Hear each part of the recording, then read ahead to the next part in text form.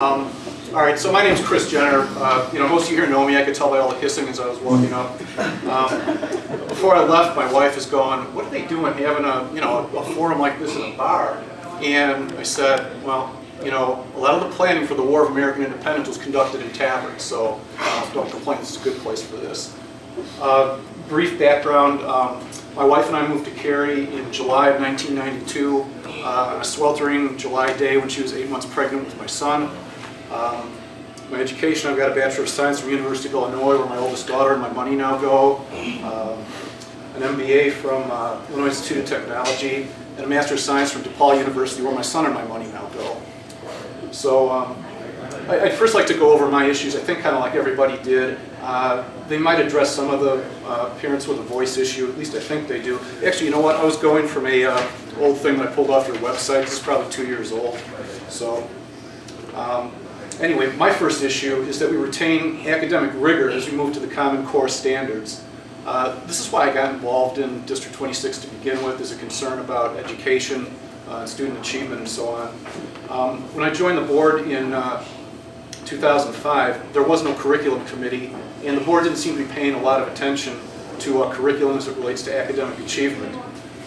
We have schools to educate children, not to be jobs programs or retirement plans or government fundraising organizations.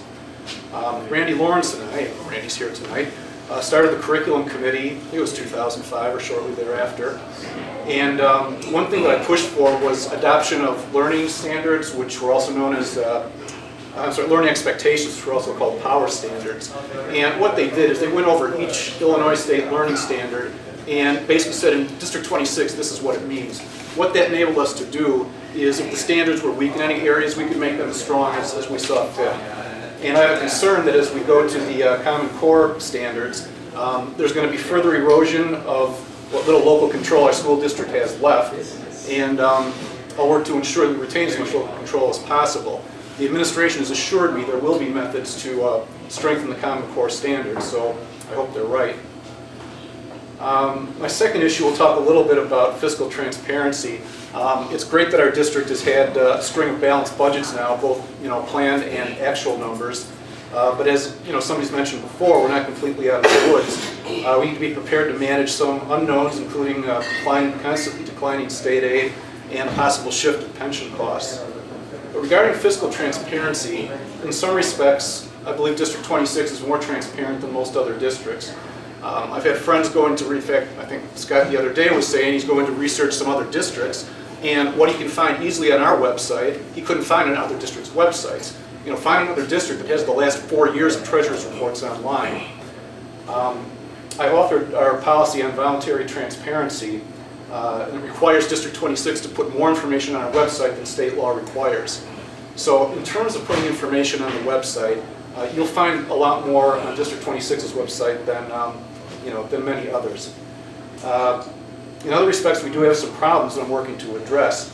Anybody that's been to Finance Committee meetings and where the bonds have been discussed, you know that I've been questioning how the 2011 bonds were managed ever since the start, and how our long-term debt has been managed in general. I'm a little disappointed that some of the other board members haven't supported my questioning. The work to issue the 2011 bonds was costly. It should have been put out to bid, and it wasn't. And I oppose cozy deals like this because, we know Chapman and Cutler, and they don't give us a good deal. Well, put it out to bid anyway. I also believe that we issued $2.6 million more than we needed to, and that $2.6 million was stockpiled and used over the course of 3 years to abate back to the taxpayers. What it did is it masked the pain of the tax hike due to the referendum passing.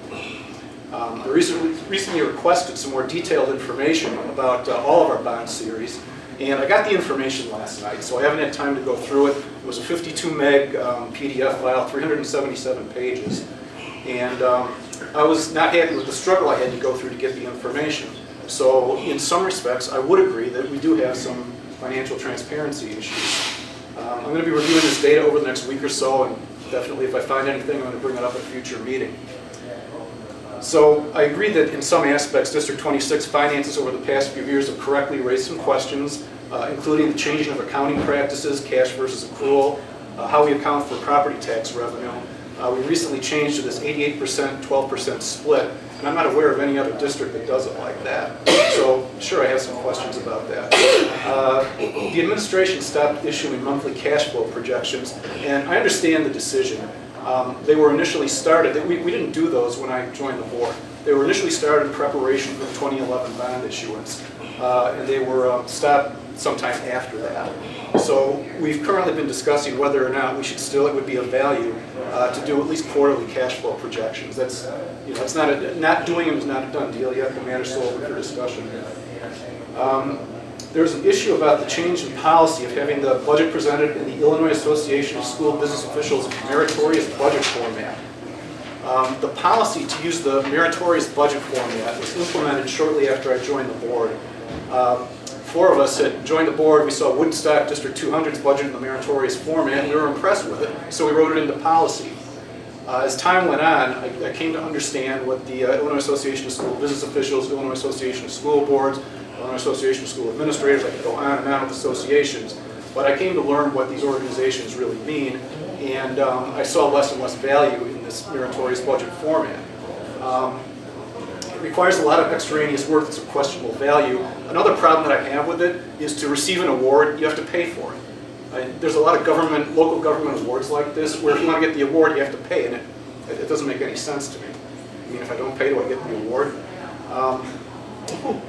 One thing, though, is this year our administration did produce a CAFR, a Comprehensive Annual Financial Report, and much of the information that would be in the meritorious budget format is included in the CAFR. And that is available online too, so if you want to take a look at it. I found that to be satisfactory, and therefore I didn't object to the change in policy. Any of you who have dug into school finance know that it is, and I believe intentionally, complex. The information just takes a long time to comprehend, and I want to ensure that any findings I have about this bond issue that I bring up in public are accurate. I do support transparency. If anybody has suggestions about what we need to do to be more fiscally transparent, I'm all ears, and I'll bring them to the board. The third area is that I would increase our focus, if I was reelected, I would increase our focus on legislative advocacy. The school board is supposed to be here so our community has local control of our schools. I can't tell you how little local control we actually have.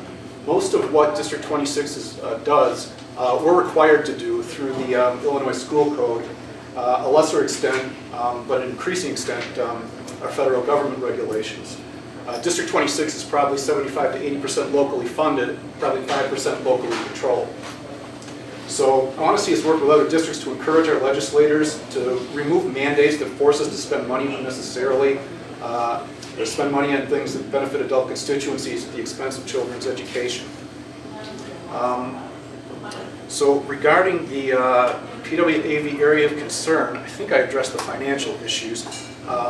I agree that we need to hold the administration responsible on following district policy. Mr. Coleman's been given that feedback. There are some areas where I don't agree that we have violated our own policy, and there are some areas where I do agree that we did. And you know, again, as far as accountability and planning, I can tell you Mr. Coleman's been given a significant amount of feedback. Over the years, just a couple last things here, over the years I've authored a number of good governance policies that have kept us away from some of the shenanigans, chicanery, and buffoonery that you see in other districts. The Daily Herald has been running a series of articles about how much money was spent on the Illinois Association of School Boards conference. That was back in November, it's the weekend before Thanksgiving, and it's a big deal. A lot of school districts waste a lot of money to go down there. And we wrote some policy that says, if there's a conference in Chicago, we're not going to pay for board members to stay in a hotel room down there. When Randy and I went there, we took the train, paid for our own train tickets, we paid for our own meals. I don't know if board members have gone to these conferences in a while now from District 26, but it's just a spending fiasco. A couple of years ago, our law firm rented out the Shed Aquarium to have their reception. So where do you think the money from that ultimately came from? So anyway, some of the other good governance policies include no pay for play. If somebody contributes to a board member campaign or a referendum campaign, we will not turn around and give them business and reward for that. Ask the voters before incurring debt. There was an issue with this for a while because there was no provision in the law to have a school district put an advisory question on the ballot. That has since changed. And should we get into that situation again, you know, our policy says anytime we're going to incur additional debt, it goes on the ballot. Accountability and non-collusion and vendor selection, voluntary transparency I talked about. I also arranged for the Illinois Policy Institute to come out about a year and a half ago and perform a transparency audit on our district. And we talked about this at the last policy committee meeting. We're going to bring the results back and review that again, see if we need to do that again. And I've also authored a number of resolutions that let our legislators know where District 20 stands on some of the legislative issues, some of the important issues rather.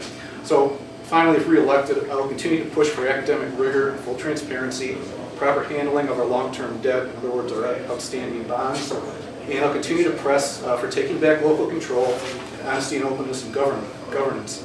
And finally, if you think your property tax bill is high enough or too high, I will be your best friend on the District 26 board. And, you know, one last thing. To me, having the forum moderated by someone who vocally supports 3 of the candidates, in fact, who organized the candidates, reminds me a little bit if we had a debate between Romney and Obama. The debate was moderated by Obama's campaign staff. Just had to put that in. Anyway, I'm here, so fire away. Thanks.